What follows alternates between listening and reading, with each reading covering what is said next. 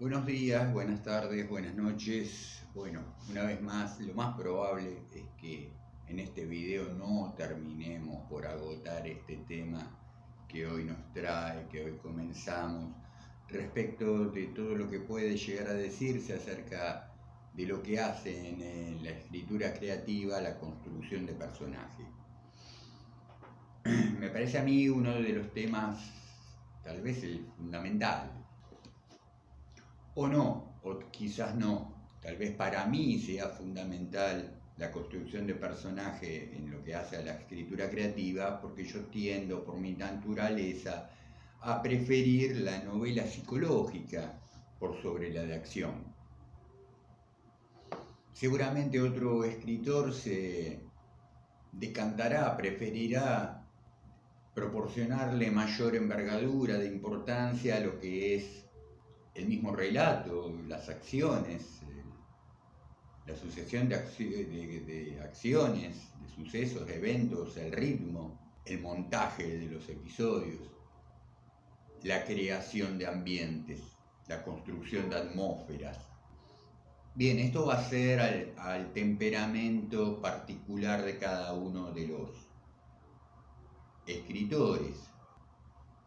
A mí me pasa en lo personal que si la construcción de un personaje, la construcción no solamente interna, también externa de un personaje, si no está bien elaborada, tiendo a aburrirme, por más peripecias que luego, peripecias ocurrentes quiero decir, ¿no? Que después deba atravesar ese personaje. Lo ideal tal vez sea que un cuento, una novela tenga personajes sólidamente construidos, a la par de que el personaje tenga que pasar por diferentes situaciones originales, entretenidas, que nos mantengan despiertos, que nos promuevan a la reflexión. Eso ya más en relación con un contexto de tipo, tal vez, atmosférico, por lo que pueda trasuntar un discurso al margen de lo que literalmente se dice, ¿no es cierto? Pero bueno, como por alguna parte hay que comenzar, entre lo que podemos considerar los pilares de un buen relato, una buena idea, por empezar, una idea, ya dijimos que no hay buenas y malas ideas, pero sí una buena idea en el sentido de haber sido madurada esa idea. Un primer pilar, un segundo pilar es la construcción de un buen personaje, de buenos personajes. En realidad, la buena construcción de personajes, al margen de que estos personajes sean buenos o malos en sí mismos. Otro pilar será entonces la construcción de historia, el montaje de episodios, el ritmo, y finalmente todo lo que pueda haber de atmosférico que envuelve todas estas cuestiones. Atmosférico que puede tener que ver con una puesta en escena concomitante a los hechos que se narran, a la psicología de los personajes, que pueden trabajarse todas estas cuestiones en diferentes niveles, a diferentes dimensiones, con mayor o menor profundidad, dependiendo del caso, dependiendo del escritor. Pero bueno, hoy nos vamos a ocupar particularmente de lo que es la construcción de personajes. Personajes que son, en principio, personas, ¿no es cierto? Individuos. Estos pueden ser humanos o pueden ser humanoides, ¿no es cierto? En la fábula, en Rebelión en la Granja de George Orwell, los animalitos están humanizados, ¿no es cierto? Siempre el personaje está representando en mayor o menor medida la condición humana, por más que a simple vista aparezca como referenciando lo otro respecto de lo humano. no creo que exista la ficción con personajes completamente deshumanizados. Por algún lugar, algún rescoldo de humanidad va a tener que tener aquel personaje para que nos siga identificando, para que nos siga despertando interés, ¿no es cierto? Aquellos exhombres de Máximo Gorki, que parece ser las condiciones políticas, sociales del momento, los había conducido a una situación humana, una infrahumanidad. Sin embargo, se apela a que esos exhombres, en tanto que alguna vez fueron lo que fueron, ¿no es cierto? Y por despojados que se presenten de características actuales, nos seguimos identificando con ellos. Pensemos en las historias de fantasmas, ¿no es cierto? Tanto vale el fantasma por lo que es en el momento presente del texto, como por aquello que fue, ¿no es cierto? Y en última instancia por la relación que tiene con lo que es humano. Si pensamos en el Drácula de Bram Stoker, donde en la novela original poca referencia se hace a quién pudo haber sido Drácula en vida, ¿no es cierto? Si Vlad Tepes, da lo mismo. El horror de eso que no es humano, Drácula, cobra importancia en relación con los que todavía siguen siendo humanos, ¿no? Con los que son humanos. Que por otra parte, como dijimos en otro video, en Drácula ocurre que lo no humano nunca se presenta de manera directa, es referenciado por lo humano. En fin, alguien dijo por ahí que en relación con esta cuestión de la importancia del personaje, leemos para conocer personas. Puede sonar a simplificación graciosa, pero me parece que algo de cierto hay ahí. Entre otras cosas podríamos decir que leemos para conocer personas. En una época donde no existía internet, donde los círculos sociales de cada uno podían ser un tanto acotados, leer nos ponía en contacto con otras culturas, con otras personas, con otras costumbres, con otras educaciones, con otras circunstancias. Vamos que durante mucho tiempo leer era una muy buena manera de conocer el mundo, de conocer, vuelvo a decir, a otras personas. Claro, para esto el personaje tiene que estar bien construido, ¿no es cierto? El personaje tiene que ser persona, tiene que convencernos de que es persona. La escritura es plana, los seres humanos somos tridimensionales, con lo cual la escritura en la ficción se va a tener que volver tridimensional, va a tener que saber representar la tridimensionalidad, en este caso, de los personajes, ¿no es cierto? Para que un personaje sea creíble como persona, tiene que ser un ser humano completo. Y completo digo, aún cuando se esté dando cuenta de carencias que puede tener un ser humano. El personaje ficción, el personaje no existe, en sí mismo no es persona, ¿no es cierto? Pero la mejor literatura es la que nos convence de la existencia, del ser de ese personaje.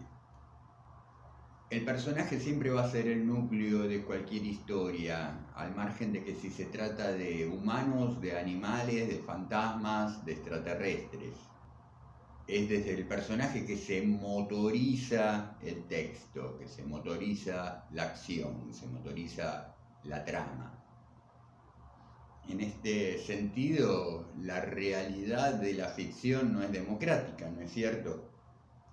Tenemos protagonistas, que pueden ser uno, puede tratarse de una novela coral que sean 10, pero siempre va a ser un grupo definido.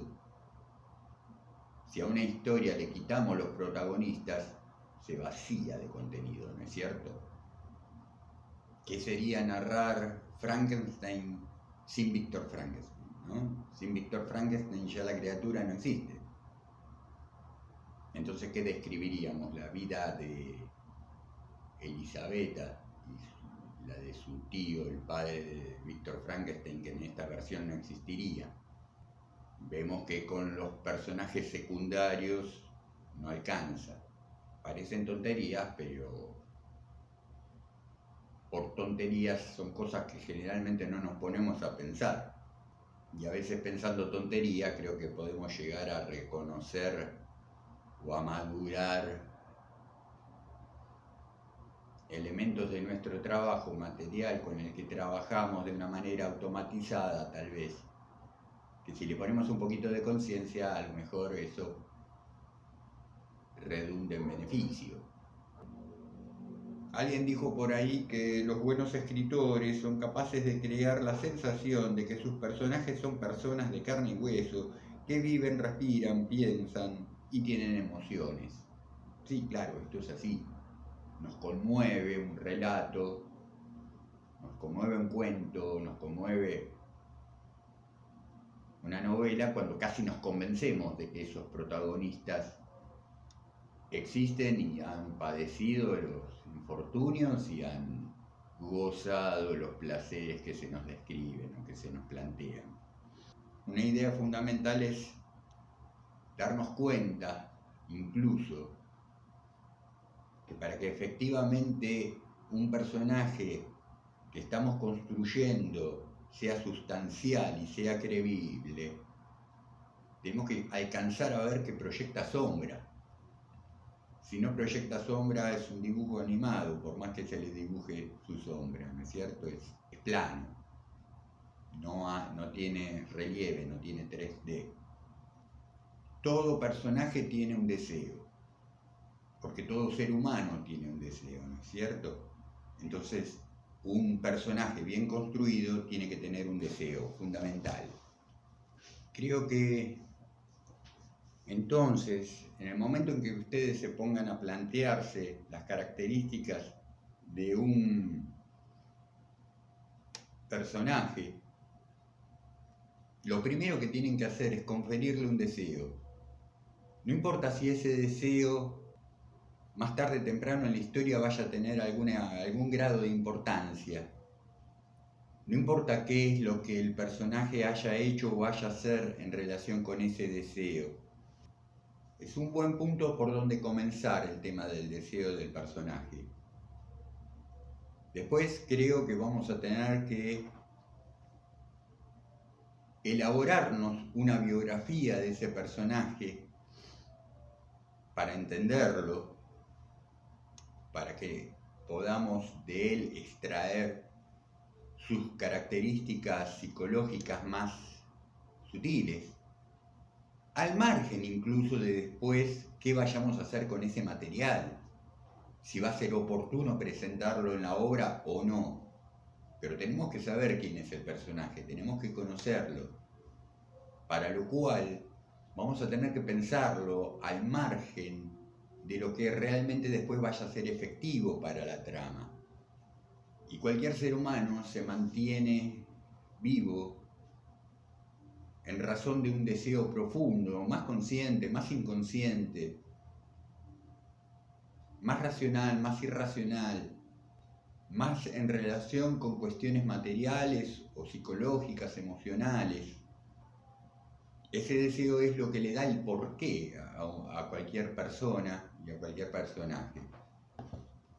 Si analizar de esta manera, si observar de esta manera la construcción de un personaje luego nos sirve aleatoriamente como un ejercicio de autoobservación y un ejercicio de autopsicoanálisis, bueno, qué sé yo. Bienvenido sea, supongo, no es motivo para de este canal, pero no dejo de observarlo porque, bueno, posiblemente se empiece ahí a operar un tipo de mecánica de lo que es uno como eje en relación con su creación y de manera reflexiva hacia sí mismo, y entonces se opera ahí toda una mecánica que hoy particularmente a mí me interesa en función y en provecho de lo que se está haciendo, ¿no es cierto? Que escritura creativa. Digo, no lo puedo soslayar. Si bien la atención sobre esto que estoy diciendo puede ponerse desde el otro lado y ver lo terapéutico entonces de este funcionamiento para el propio escritor. Obviamente que cuando estamos hablando de deseos no estamos hablando de apetitos pasajeros, ¿no? En principio no se trataría de las ganas que tengo de ir a prepararme un sándwich, a menos que ese sándwich esté y ese apetito esté disfrazando un deseo mucho más profundo y ulterior del personaje, del ser, ¿no es cierto? Pero pensemos entonces en el deseo de lo humano en términos lo más trascendentes posibles, ¿no es cierto? Ese deseo que es intelectual, es emocional, que surge de las vísceras. Y no se trata para nada de describir el deseo, por potente que sea, nunca se describe el deseo del personaje, ¿no es cierto? Se lo muestra o se lo oculta, porque también esto representa un misterio, porque tal vez nos ocurra que nosotros mismos no sabemos bien qué es lo que deseamos, así como cosa ulterior, ¿no es cierto? El personaje mismo puede no saber qué es lo que está deseando, y aunque lo supiera, nunca se explica cuál es el deseo profundo de un personaje. Que eso quizás queda para las viejas historias de vaqueros, ¿no es cierto? Donde veíamos a un cowboy o hasta casi se representaba vagabundos que cruzaban el desierto estadounidense, iban a buscar pepitas de oro. Bueno, esa movilización, esa fuerza hacia adelante en procura de un deseo, ¿no es cierto? Es muy gráfica y representativa en aquellas literaturas, que sin embargo en la escritura moderna jugamos con mostrar y ocultar esa fuerza, ¿no es cierto? Tal vez el develar la naturaleza del deseo de un personaje X sea de lo que trate una novela de este tamaño, ¿no es cierto?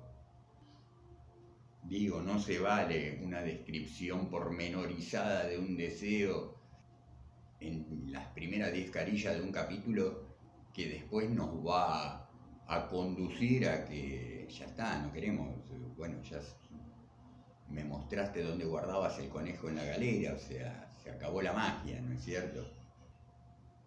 Siempre es despertar el interés del lector para que continúe en esa trama de suspenso, ¿no? De develar qué era lo que finalmente le estaba pasando al personaje. Los engranajes de la máquina narrativa no comienzan a ponerse en marcha hasta que los personajes tienen un deseo, hasta que ese deseo irrumpe, ¿no es cierto?, de alguna manera. Tal vez un buen ejercicio para que ustedes hagan ahora sea pensar un personaje.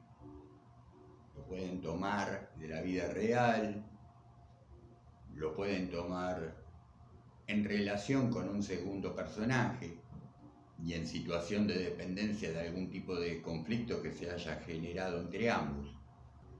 Algún caso que para ustedes esté siendo muy observable. Relaten la situación en un escrito y concéntrense y decidan de esa situación, si hay dos personajes, cuál prefieren que sea el protagónico. Y en relación con esa situación X, que tal vez sea una discusión, que tal vez sea una desaveniencia o una situación placentera, satisfactoria, decía, decidan cuál va a ser el protagonista y confiéranle un deseo profundo. Piénsenlo, no lo describan el deseo. Busquen la manera de, por escrito, dejar sentado de qué va ese deseo. Anótenlo al margen si lo necesitan, ¿sí? Un deseo que puede estar en relación directa con eso que se ha construido, que se ha relatado o no. Y entonces podemos empezar a pensar qué vínculo inconsciente podría llegar a haber entre ese deseo profundo que acabamos de inventarnos en relación con la situación dada, ¿no es cierto? Digo, si ya tienen empezado algo escrito, un cuento, una novela, pueden hacer este ejercicio con quien sea el protagonista y en relación con lo que sea que ya llevan desarrollado de la historia. No dejen de reflexionar, me parece a mí, nunca, en que al margen de las apariencias, la naturaleza humana siempre es muy compleja. Por sencilla que se nos presente la personalidad, la impronta de cualquiera. Siempre en cualquier persona, en cualquier vecino, vuelvo a decir, por simple que se presente, hay una configuración interna ahí donde intervienen muchísimos factores, su propia historia de vida, sus experiencias, su educación, su relación con su familia originaria, con la familia que luego haya construido o no, con sus amigos, o si es un solitario, eso es el resultado de algo, ¿no es cierto? Siempre pensemos los personajes en términos de complejidad. No hay seres humanos perfectamente buenos ni perfectamente malos. Esto es algo que viene revisando incluso el cómic, ¿no es cierto? En sus orígenes, Batman era perfectamente bueno y el Guasón era perfectamente malo, y eso se ha revisitado, se ha revisto, ¿no es cierto? Hoy por hoy tenemos estas versiones dark de Batman y del Guasón, donde se confunden, ¿no es cierto?, sus naturalezas, en tanto que parece que ambos tienen sus justificativos y ambos parece que tienen sus patologías, ¿no es cierto? Aristóteles decía que un personaje debería ser aquel cuya mala fortuna le llegara por algún error o fragilidad. Bueno, esto también es un punto de vista bastante antiguo, está repuesto en relación con el personaje en la tragedia, ¿no es cierto? En la actualidad no se lo contempla de esa manera. Digo, independientemente de que un personaje tenga buena suerte, mala suerte, lo que hace interesante a un personaje, me parece a mí, es ese contraste entre sus virtudes y sus defectos, ¿no es cierto? A ver, el protagonista de American Psycho no era un desafortunado, todo lo contrario, no era un tipo al que le fuera mal en su vida, ¿no es cierto? Se supone que la historia de un yuppie es siempre exitosa. Bueno, precisamente el contraste en esta obra está en ese éxito de alcanzar a ser un yuppie en un mundo consumista y capitalista, revistiendo una naturaleza criminal, asesina de la peor calaña, ¿no es cierto? No podemos dejar de observar que a través de la construcción del protagonista, del personaje principal y también de los subsidiarios, a la vez se está poniendo en juego y se está construyendo ahí la propia voz del narrador, el punto de vista del narrador, que no del autor, eso es tema de otro análisis. No, ya esto lo hemos dicho muchas veces, no necesariamente y la mayor parte de las veces no concuerda la voz narradora con la voz del autor. Pero implícitamente, a la vez que se construye personaje, se está construyendo la voz narradora y su propio punto de vista. Y esto es así aun cuando esa voz narradora pretenda ser lo más desaprensiva, por más distancia que pretenda tomar de lo que está relatando. Bueno, lo que está construyendo es esa desaprensión de pronto, ¿no es cierto?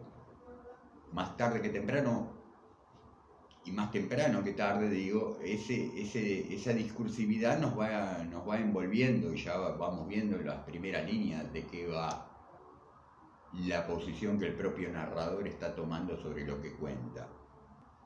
Y hay decisiones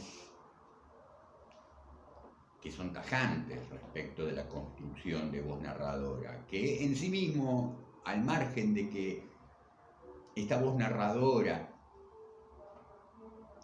luego juegue alguna suerte dentro de la trama como personaje, pero aunque así no lo hiciera, y vuelvo a decir, por omnipresente que se pretenda y por desaprensivo y por distanciado de la realidad que está presentando, no deja de ser la construcción de voz narradora, la construcción de también un personaje no dicho, nunca descrito, pero en tanto que artificio, no deja de ser la voz narradora también, al menos de la naturaleza de la construcción de personaje. Esto, por ejemplo, lo vemos muy claramente en Lolita, ¿no es cierto? En Lolita, la voz narradora se va a mantener fiel constantemente a la humanidad de este personaje, de Umber, que es completamente abyecto, ¿no es cierto? No solamente la voz narradora no lo juzga, de alguna manera lo acompaña y da lugar a que, si bien en el texto no está construido en primera persona, Umber se explica a sí mismo, ¿no es cierto?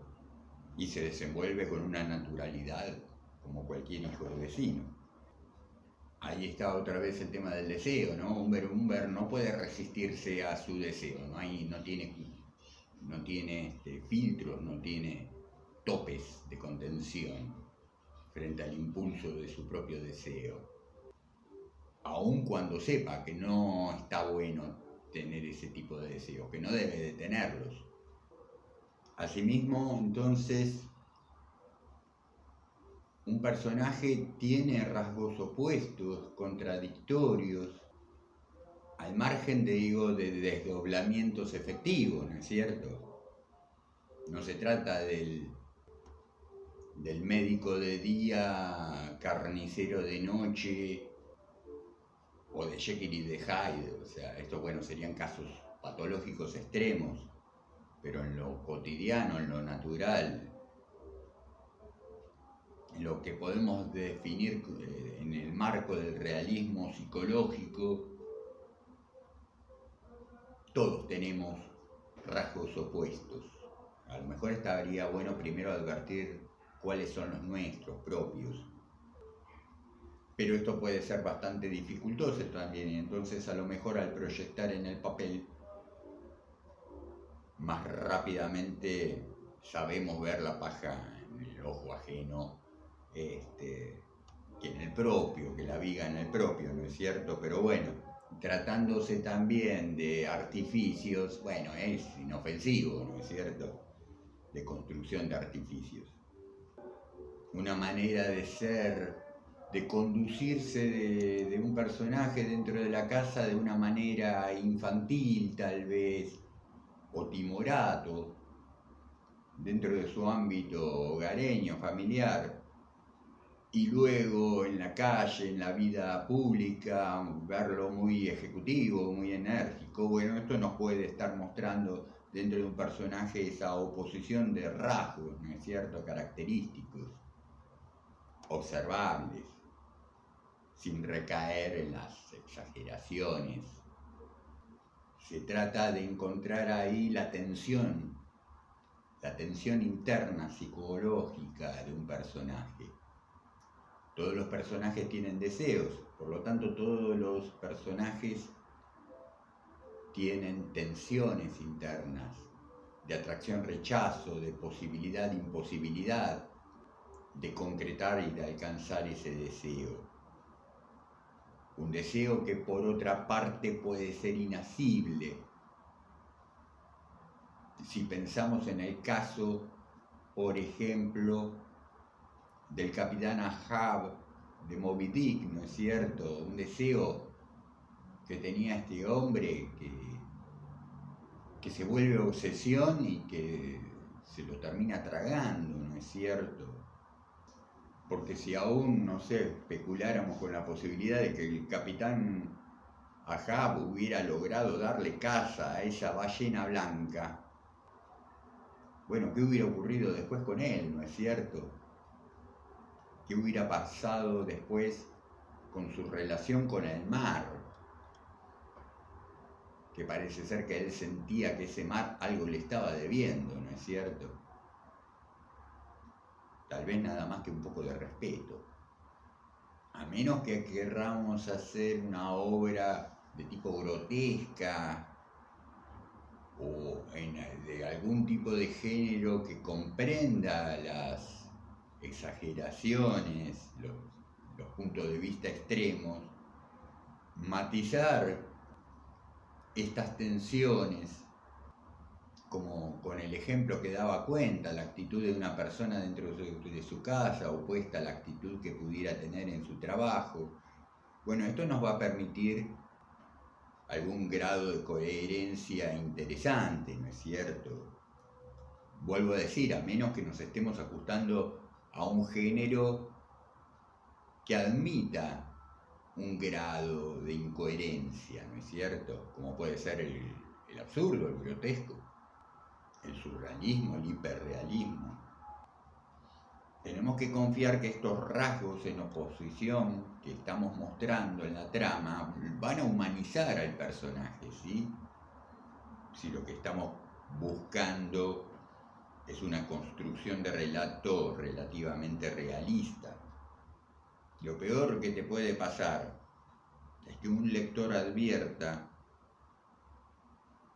respecto de algún personaje tuyo que ese personaje jamás podría haber llegado a cometer determinada acción, porque no está en su naturaleza. Y tampoco esto es algo que se vaya a justificar por algún tipo de defecto del personaje, me parece. No, por lo menos así, a un primer golpe de vista, no sé.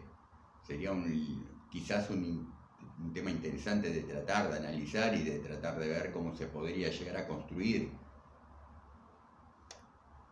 Que algo que aparentemente no se justifica por la naturaleza, pero bueno, poder llegar a reencontrarle la vuelta en relación con algún defecto. A ver, la arrogancia de una persona no justifica que luego ese personaje vaya a cometer tal calidad de actos. Porque si no, entonces no era arrogancia, ¿no? Era otra cosa. Ojo, un personaje puede sorprender al lector al realizar determinado acto. No nos esperábamos que fuera a resolver de determinada, pero tiene que haber atrás toda una concomitancia que justifique luego esa actitud o esa acción, ¿no es cierto? Algo que se le critica, por ejemplo, al Resplandor, no sé si tanto a la novela, creo que la novela yo no la leí, pero se le critica mucho a la película sí la vi. Se critica mucho esto de cómo de un momento a otro este personaje protagónico, el padre de familia, que va a ocupar ese puesto de trabajo en ese hotel abandonado, ocasional eventualmente debido al invierno, ¿no es cierto? al estar fuera de temporada, cómo de pronto ese hombre, de un momento a otro, por más fantástica que se pretenda la trama y en el marco del género del terror, pero sin embargo, si no se explica que efectivamente ese hombre habría estado poseído por los demonios, siendo un títere, que de pronto le surja así el criminal, el asesino, el monstruo. Bueno, digamos que por lo menos en la película no está coherentemente cohesionado todo eso, ¿no? Se da por sentado un montón de cuestiones, se apela a la amabilidad del lector, en este caso del espectador de la película, de que, bueno, más o menos le conceda el realizador unas cuantas licencias, por así decir. Por supuesto que queremos sorprender al lector también en relación con las actitudes de nuestros personajes, pero cuidemos la coherencia interna, biográfica, de manera biográfica respecto del personaje, respecto, no digo de su propia biografía, que a lo mejor no podemos dar cuenta de su biografía completa en la novela, en el cuento, pero sí biográfica respecto de lo que ya hemos venido discurriendo respecto, ¿no es cierto? Dejemos algunas pistas que luego nos convaliden, que bueno, por sorpresiva que sea, el personaje pudo alcanzar tal o cual actitud o acción. Desde ya no queremos que nuestros personajes sean predecibles, ¿no es cierto? Que en la primera página ya sepamos qué le va a pasar y cómo lo va a resolver y qué actitud va a tomar en la página 10. Todo eso se llama cohesión, coherencia, equilibrio. En fin, me parece que este video se ha hecho un tanto largo, pero también tenía ganas de empezar con este tema como para empezar a hablar un poco más de la dimensión práctica de la escritura, no tan teórica, no tan reflexiva como fue por lo que presenté en anteriores videos. En fin, espero que les haya agradado esta entrega. Sigan suscribiéndose, poniendo likes, recomendándole a sus allegados.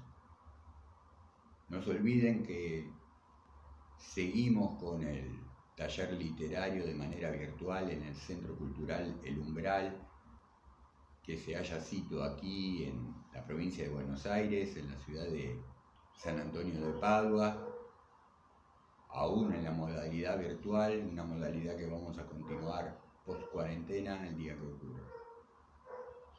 Por ahora, mis queridos, queridas, querides, me despido de ustedes como siempre, deseándoles estén pasando el mejor de los momentos, teniendo muy gratas lecturas y muy provechosas, disfrutables y satisfactorias escrituras. Hasta pronto.